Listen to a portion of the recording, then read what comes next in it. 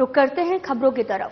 जिला कार्यकारिणी में अनदेखी से नाराज कांग्रेस के मुस्लिम समाज से जुड़े कई ओहदेदारों ने कांग्रेस पार्षद के घर एक बैठक बुलाई और बैठक में कांग्रेस जिला अध्यक्ष को बदले जाने और कार्यकारिणी में बदलाव का निर्णय लिया है।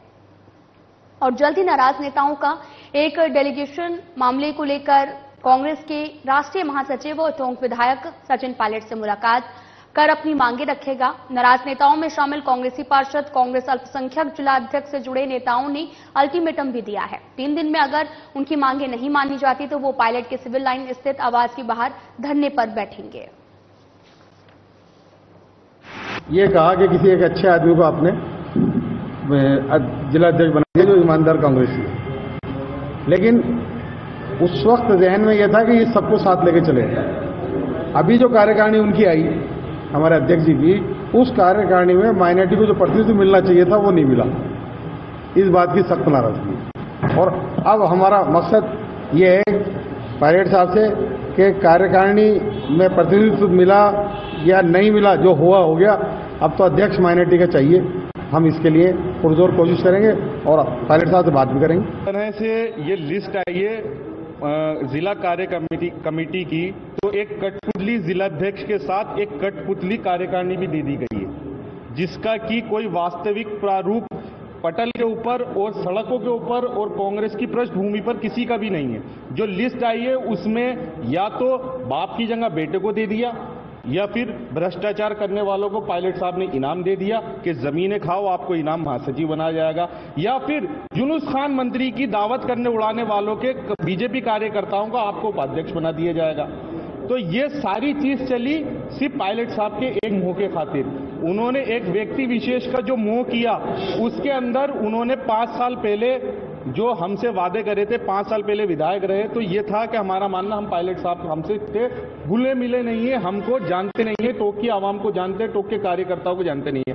कोई बगावत नहीं है, ये हम अपनी पार्टी में अपनी बात कह रहे हैं, इसे आप बगावत का वो न दीजिए लफ्ज, क्योंकि हमारे जो यहाँ के मुस्लिम युवा, मेजोरिटी के युवाओं ने जो चुनाव में मेहनत की और पायलट साहब को अच्छे वोटों से जिता के पहुंचाया और उनको जिला कांग्रेस कमेटी में नज़रअंदाज किया है, तो वो फितरी बात है और ये प्राकृतिक नियम है कि जो लोग मेहनत करेंगे और उन्हें नज़रअंदाज किया जाएगा तो उनके दिमाग में, दिल में रोष पैदा होगा, अफसोस पैदा होगा, और जिसको हमने बनाया है उसके सामने अपनी बात रखने का सबको मौका है। और राष्ट्रीय स्वयंसेवक संघ के तत्वाधान में विजयदशमी उत्सव और पथ संचलन कार्यक्रम गांधी पार्क में आयोजित हुआ। इस मौके पर गांधी पार्क में शस्त्रों का पूजन किया गया है। वहीं आरएसएस के जिला पदाधिकारियों ने आपस में भाईचारे से रहने का संदेश दिया। इसके पश्चात गांधी पार्क से पथ संचलन प्रारंभ होकर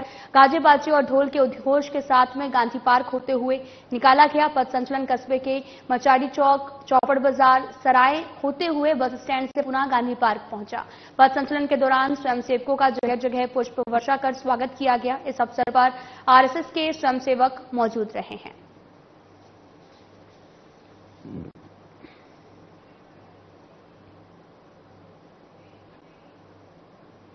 दीपावली के त्यौहार के मद्देनजर राज्य सरकार की ओर से चलाए जा रहे शुद्ध आहार मिलावट पर वार अभियान के अंतर्गत उपायुक्त खाद्य सुरक्षा के निर्देशानुसार रविवार को खाद्य सुरक्षा अधिकारी दल जयपुर प्रथम ने गोविंद मार्ग स्थित कान्हा स्वीट से पेस्ट्री और मावा मिठाई का नमूना, राजा पार्क स्थित भाटिया पनीर से ग्रेवी और मिल्क केक का नमूना, गोपी क्वालिटी स्वीट से मावा और लड्डू का नमूना लिया गया। साथ ही सभी को साफ सफाई का ध्यान रखने की हिदायत दी गई। वहीं जयपुर के मुख्य चिकित्सक और स्वास्थ्य अधिकारी डॉक्टर विजय सिंह फौजदार ने बताया कि खाद्य सुरक्षा दल को अधिक से अधिक प्रतिष्ठानों के निरीक्षण कर नमूने एकत्र कर खाद्य सुरक्षा और मानक अधिनियम के अंतर्गत आवश्यक कार्रवाई के निर्देश दिए गए हैं।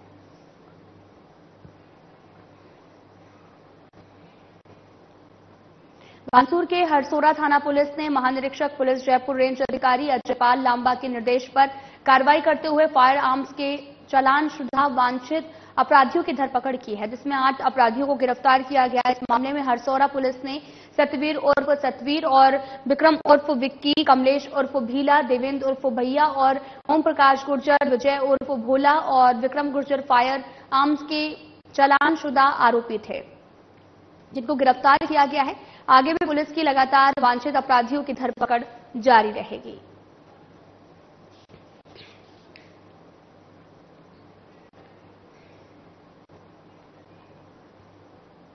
तो वहीं बानसूर पुलिस ने जयपुर रेंज आईजी अजयपाल लांबा के निर्देश पर कार्रवाई की है। पुलिस ने फायर आर्म्स में चालानशुदा बदमाशों और वांछित अपराधियों के खिलाफ कार्रवाई की है, जिसमें 14 लोगों को गिरफ्तार किया गया है। थानाधिकारी सुरेंद्र मलिक ने बताया कि दीपावली के त्यौहार को मद्देनजर रखते हुए क्षेत्र में शांति व्यवस्था कायम रखने के लिए वांछित अपराधियों की धरपकड़ निरंतर जारी रहेगी।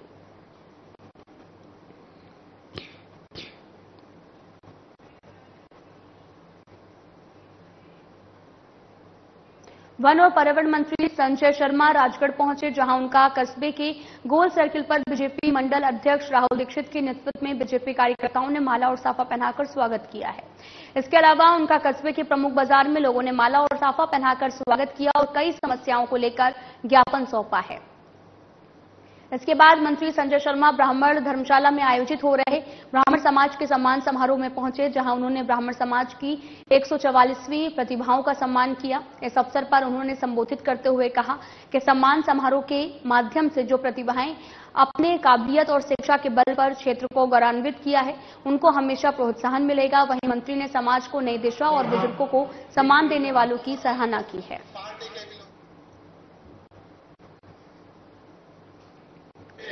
मैं तो इस मंच के माध्यम से आप सभी चुने हुए जो राज्य सरकार में चुने गए हैं उनसे आग्रह करना चाहूंगा, क्योंकि आप बहुत भाग्यशाली हैं कि ईश्वर ने आपको सरकार में सरकारी नौकरी करने का सौभाग्य प्रदान किया है।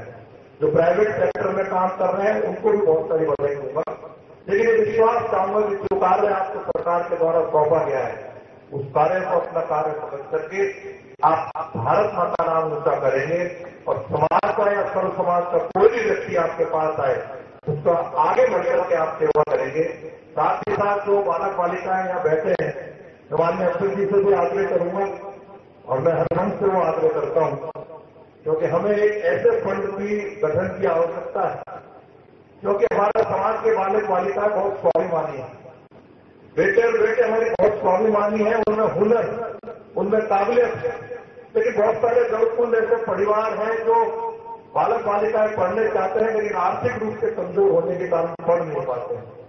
तो मैं तो माननीय विधायक जी आपका आग्रह करूंगा कि हम सब लोग एक ऐसा मिलकर के ऐसे कोर्स का गठन करें, उसमें जो भी आगे प्राप्त हो गए मैं अपने कार्य खून पसीने की कमाई आपको दूंगा, लेकिन उस कोर्स के माध्यम से जो बालक बालिकाएं जिनको कॉम्पिटिशन के एग्जाम्स की तैयारी करनी है, जिनको पढ़ाई के लिए आर्थिक सहायता की आवश्यकता है, उस बालक बालिका को पता ही नहीं चले, उसका स्वाभिमान बरकरार रहे और हम उसको आर्थिक सहायता प्रदान, हमसे मतलब हमारा समाज उसको आर्थिक सहायता प्रदान करके वो जो भी कॉम्पिटिशन की तैयारी करना चाहता है उसमें कॉम्पिटिशन की तैयारी करके जो वो भविष्य चुनना चाहता है, यदि हमने ये मदद कर दी तो निश्चित रूप से बहुत बड़ा आशीर्वाद हम आने वाली पीढ़ी को देंगे, ऐसा मुझे पूरा विश्वास है।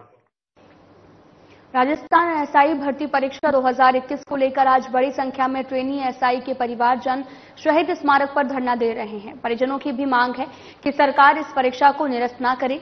जो लोग गलत तरीके से इस परीक्षा को पास कर ट्रेनिंग कर रहे हैं उनके खिलाफ सरकार कड़ा एक्शन ले, लेकिन जो लोग मेहनत करके इस परीक्षा को पास कर ट्रेनिंग कर रहे हैं उनके भविष्य के साथ कोई खिलवाड़ न हो।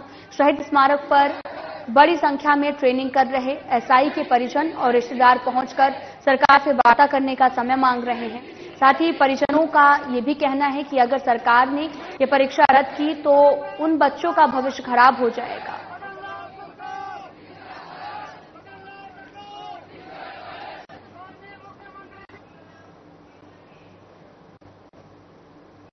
तो वहीं जीने के लिए सबसे जरूरी चीजों में से एक शुद्ध हवा और पानी है। ऐसे में जल संचय पर केंद्र की नरेंद्र मोदी सरकार ने विशेष पहल की शुरुआत की है। इसी कड़ी में आज गुजरात के सूरत में जल संचय जन भागीदारी पहल को लेकर एक विशेष कार्यक्रम का आयोजन किया गया है। सूरत के इंडोर स्टेडियम में आयोजित कार्यक्रम में राजस्थान के मुख्यमंत्री भजनलाल शर्मा ने शिरकत की है। इस दौरान सीएम भजनलाल शर्मा ने क्या कुछ कहा, आपको सुनाते हैं। लुम्बाराम जी चौधरी सांसद सिरोही जालौर, निरंजन भाई राजमेरा जी अध्यक्ष सूरत महानगर, देक्षेश मावाड़ी जी मेयर सूरतगढ़ महानगर पालिका, श्रीमती बिनी महाजन जी, सचिव जल शक्ति भारत सरकार, पूर्णेश भाई मोदी जी, विधायक सूरत, विनोद भाई मोरडिया, विधायक कतारगांव, कुमार भाई कानानी, विधायक, श्रीमती संगीता बहन पाटिल जी, विधायक, अरविंद भाई राणा, विधायक, कांति भाई वल्लभ, विधायक, प्रवीण भाई दोदारी, विधायक, मनु भाई पटेल जी, विधायक, संदीप भाई देसाई, विधायक, और यहां पर बैठे सभी जो इस पुण्य कार्य में अपनी सहभागिता निभा रहे हैं, ऐसे मेरे सभी भाई और बहनों, राजस्थान के मेरे प्रवासी भाइयों, सबसे पहले तो मैं इस पुण्य कार्य के लिए आप आए हैं, इसके लिए मैं आप सभी का वंदन करता हूं, अभिनंदन करता हूं, आप सभी को मैं नमन करता हूं।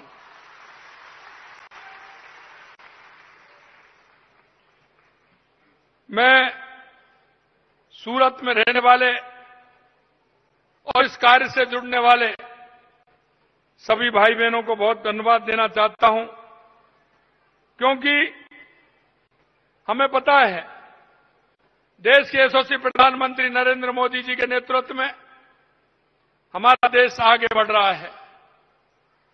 और मेरे राजस्थान के जो प्रवासी भाई हैं वो तो अच्छी तरह जानते ही हैं, लेकिन गुजरात के भाई भी अच्छी तरह से जानते हैं कि राजस्थान एक ऐसा प्रदेश है जिसमें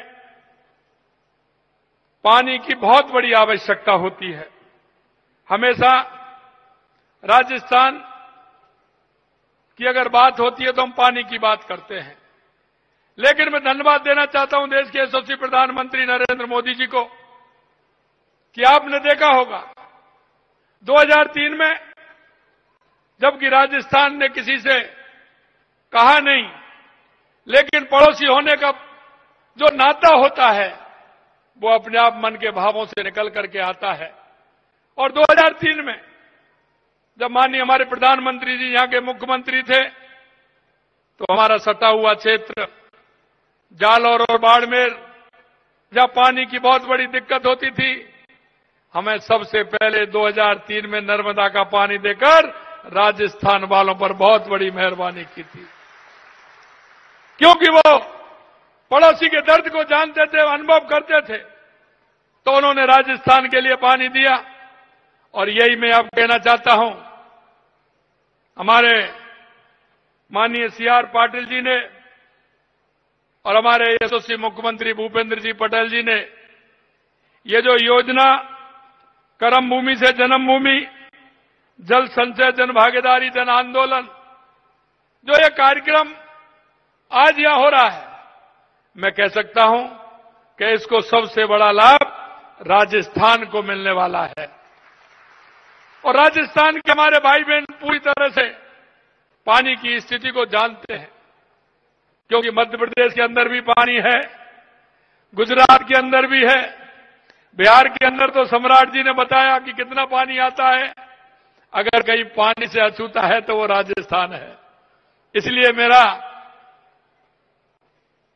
धर्म बनता है कि पड़ोसी होने के नाते आपने जो सोचा है, राजस्थान के प्रति जो आपका लगाव है, मैं दिल की गहराइयों से गुजरात प्रदेश का बहुत बहुत अभिवादन करता हूं, बहुत बहुत मैं धन्यवाद देता हूं। यह अभियान हमारी आने वाली पीढ़ियों को याद रहेगा, क्योंकि जिस तरह से मैं आज कह रहा हूं कि 2003 में देश के यशस्वी प्रधानमंत्री नरेंद्र मोदी जी जब यहां मुख्यमंत्री थे तो राजस्थान को देखकर गुजरात से पानी देने का काम किया। राजस्थान जहां जल हमेशा से एक अनमोल संसाधन रहा है, वहां जल संरक्षण की परंपरा रही है, क्योंकि हमको तो जल उतना ही मिलता है, बारिश भी कम होती है। लेकिन मैं कह रहा था कि माननीय पाटिल साहब, ये हमारी पुरानी परंपरा रही है कि जल संरक्षण करने की, लेकिन आपने एक नया उत्साह और उमंग राजस्थान के लोगों में पैदा किया है। हमारी पानी की बहुत बड़ी आवश्यकता होती है। आपने एक अच्छी मिसाल भी बनाई है। मैं हमारे राजस्थान वासियों की तरफ से आपको धन्यवाद देता हूं। हमारे पूर्वजों ने जल संरक्षण की आवश्यकता को गहराई से समझा और उन्होंने डिग्गी बनाने का, कुंड बनाने का, बावरी बनाने का ये काम हमारा राजस्थान में बहुत हुआ है। लेकिन आपने एक नए आयाम जो स्थापित किया है, निश्चित रूप से इससे अगर हमारा जमीन में पानी रहेगा तो उसको कभी भी निकाल सकते हैं। और हर प्रदेश की जो सबसे पहली आवश्यकता होती है वो पानी की होती है। चाहे कोई भी क्षेत्र हो, सबसे पहले पानी की आवश्यकता होती है।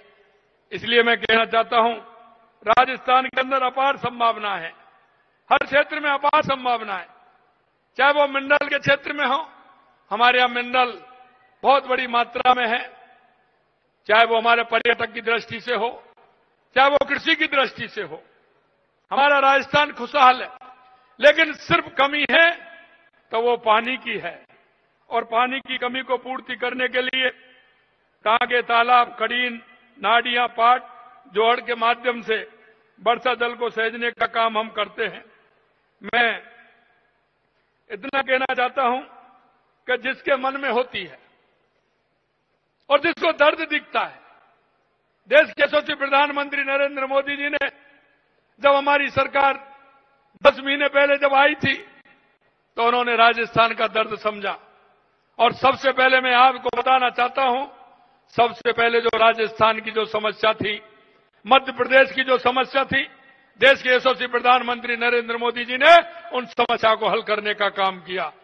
क्या वो राजस्थान की ईआरसीपी, राजस्थान और मध्य प्रदेश की मिलकर ईआरसीपी की योजना हो, चाहे हमारी हरियाणा के साथ यमुना जल का समझौता हो, चाहे हमारा पोंग डैम से पानी आने वाला इंदिरा गांधी नहर के माध्यम से हमारे राजस्थान को आता हो, चाहे हमारा माही डैम के माध्यम से हमारी जाखम और हमारे सोम कमला के माध्यम से हमारे 3-4 जिलों में पानी हो, या देवास स्कीम से माध्यम से उदयपुर से हमारे राजस्थान को पानी मिलने वाला था।